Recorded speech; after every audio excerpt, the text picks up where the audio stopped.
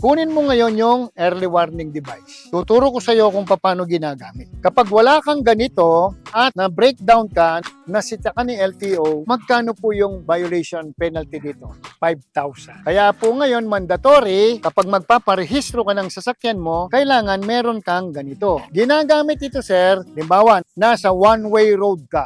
Nasira yung sasakyan mo, na flat yung gulong mo dito, papunta ka doon, magbuhat dito sa likuran, bibilang ka ng 4 meters. 1 meter is equivalent to 3 feet. 1, 2, 3, 4. Okay, kung wari yan, 12. Ang ilalagay mo muna is red. Pagbuhat dito, 4 meters na naman, ang ilalagay mo is yellow or orange. Yan, ito, warning, then stop, then yung sasakyan. Ngayon, sir, kapag halimbawa naman, nasira yung sasakyan mo, nasa two-way road, no? Isa sa likod, isa sa harap. Ganon din ang paglagay. From back, 4 meters, front 4 meters. Pero yung sa harap, orange o yellow. Warning kasi pasalubong yung sasakyan. Ngayon, sir, magpapalit ka ng gulong. Pag halimbawa, dito yung na-flat. Ito, dito, yung red. Yung isa, iuusli mo ng konti, itatapat mo kung saan ka nagtatrabaho. Lagay mo, sir, tapat mo.